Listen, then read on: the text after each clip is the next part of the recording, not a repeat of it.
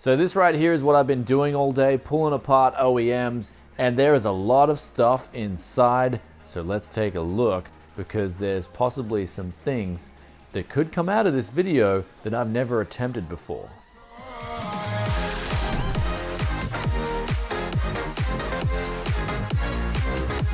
So on the table here is all the stuff, and it's all been pulled apart, and it is a lot of gear. So we've got hard drives, we've got DDR3 memory, and we've also got a lot of second, third, and fourth gen i5s and i7s, and that's the main cream of the crop. When you pull these OEMs apart and you get them for really good deals, you get those three pieces and you can put them in other builds. But I was curious about these motherboards because I'm told the Dells don't work properly because they've got two intrusion sensors, and if they go off, then they don't work in other cases. You have to have them in the Dell cases. But what I was thinking to myself, if I could somehow short these sensors, whether it be through some weird technique, then I can get these motherboards working in normal cases. So that's exactly what we're going to be doing here today. Obviously, some of them have proprietary connectors in themselves, like this motherboard here, but some of them do have normal 24-pin motherboard connectors. So they're the ones we're going to start off with and see what we can make happen with the TechYes magic.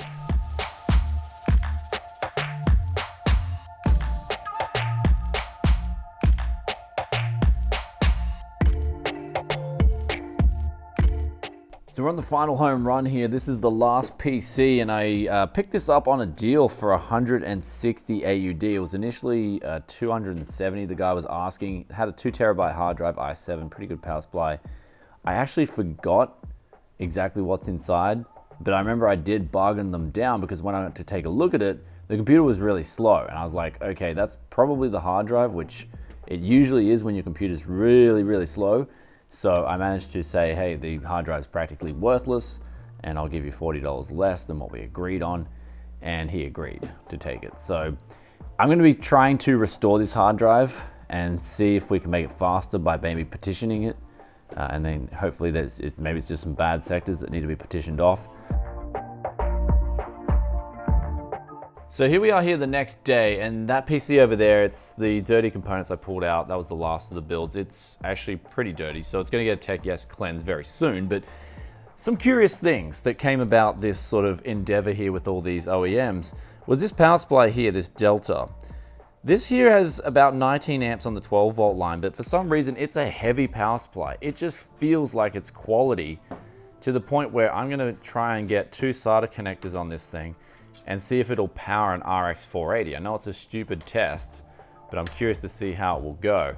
This power supply here, I've never seen a power supply with just so little connectors on it. Like it's got 1, 2, 3 connectors and they're all really small. So that's that. And then we've got this little cable here. I've never seen such a cute sized, the camera can't even focus on it. This is like the cutest little PCIe 6 pin I've ever seen in my life. I'll show you guys a comparison against the normal PCIe 6 pin. And then on the desk, these are the two most curious boards that came out of this whole thing, because I've heard with Dells that they don't turn on, some sort of intrusion sensor or something. Now they look like they are a bit of a pain, because they've got these proprietary power connectors up here. But with this, we're gonna quickly short this out now, positive to negative, and see if that solves that problem. Now these motherboards here, these are the HP motherboards we can see here, proprietary connectors. They're also, in the past with the HP motherboards, they've been a lot more missed than they've been hit. So I'm probably just gonna bin these because graphics cards in general don't work. The form factor, it looks like it's BTX rather than ATX, so yeah, we'll probably give them a miss. Lenovo's are good as always. Aces are probably the best of the best because you don't need to do anything to them. They got the standard connectors on them and they just pretty much straight plug and play. And then we've got these 2 Lenovo boards here. This looks like it's plug and play, and that looks like it'll be easy except the fact that it's BTX. And then this one here is sort of looking like it might be plug and play. There is a proprietary connector there too. So why don't we get on to all this OEM stuff and see what results we can get.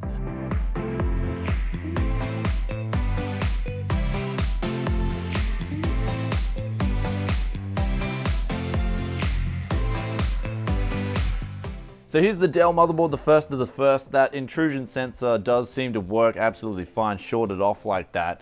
But the problem is it just boots up automatically. As soon as you hit the power switch at the back of the power supply, everything just boots up. So this must be a push to break system with the actual front power switch, which I'll try and figure out how that works. But we've got so many error messages here. CPU fan failure, hard drive failure, power button failure, front input output failure, hard drive failure. But it still boots, and we'll get into the BIOS. And I'm just gonna play around and see if I can turn off all those messages. If we can, and then we can figure out the power switch button, this motherboard will be fully salvageable.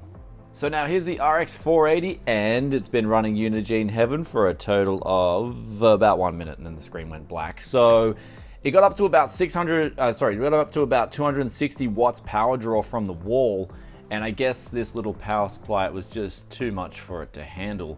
But it could definitely handle an i5 and a 750 Ti or something like that. So it is a nice little unit. I'll probably keep it around because it is bronze rated too, and it hasn't blown up, it just can't handle the heat, literally. Start button still work? Nope. Okay, No, now maybe it's it's a all full right. screen, so it's full screen, yeah. I've never seen that before. What the hell? Oh, we're what back. just happened? Okay, what just happened? So now it's finally time to answer that question of, are OEMs worth it? And I think you guys already know, of course they are. It all depends on the price that you get them at. A lot of these PCs that I had here and pulled apart, I was getting them from anywhere from $80 to around about $160, depending on which generation of i5 and how much memory and if they had a hard drive in them too.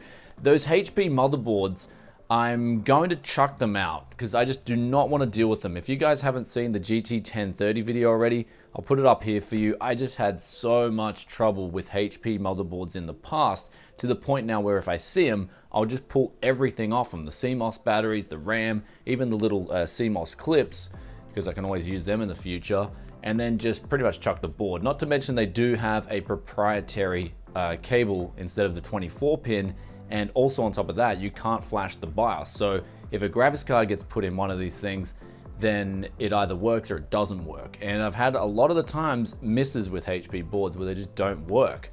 So, I mean, yeah, you can use them for office PCs and stuff like that, but I just really couldn't be bothered. Pull the CPU out, and I don't really have any i3s on hand at the moment either, so I just don't want to look at it. It's what PTSD. That little power supply, it almost handled the RX 480. It was a lot to ask from it, but it is a solid little unit. Definitely be keeping that in the kitty. Not to mention we've got a lot of i5s and i7s, both second and third gen, even a fourth gen Lenovo board. Some of the motherboards, of course, like the Asus and the Lenovos and even the Dells, had 24 pins on them already ready to go. So I just put them in a build and I've got a whole PC that'll work. I won't have to go out and get another motherboard. However, as you saw with those Dell motherboards, they did have a special type of power connector where you needed to short the accessory to the positive, and then from there you've got to somehow get a power switch connected to the positive and the negative, which I've soldered them together so they will work. It's just I'm probably gonna have to still, again, instead of putting a clip of the power line in, or power switch, sorry, I'm then gonna have to put the wire and solder that to the positive and then use the little negative portion on the negative, and then I will have a power switch that will make this motherboard work in a case. But the problem still then is that I have to deal with all those error messages. So if someone does buy one of these PCs, I'll probably have to discount it a little bit and just tell them, look, every time you boot the PC, you've just got to press F1. And I looked in the BIOS and I couldn't find any way to sort of skip those messages. Maybe if there's some way to skip that, I'd love to hear from you guys. Let us know in the comment section below, because I guess that's kind of like a bit of a turn off with those motherboards. But regardless, they do work, and there is 4th gen motherboards there as well, 3rd gen and 2nd gen, so they will work really well, hopefully. But when it all comes down to it, flipping PCs and getting into this game is a lot of fun. You guys love the parts hunts, and OEMs, I guess, just make up a part of the parts hunts. If they're too expensive, I won't buy them, but if they're cheap enough, then I will surely get them. And of course, even if you don't use those motherboards, as I said before, you just pull out the CPU and the RAM and all the other goodness, and you're still going to be collecting your money's worth, especially since CPUs, especially on used CPUs like 2nd, 3rd, and 4th gen CPUs, they've gone up in price. And they've not just gone up in price in Australia, they've also gone up in price overseas. So there seems to be a bit of a stranglehold at the moment on the supply of these older CPUs.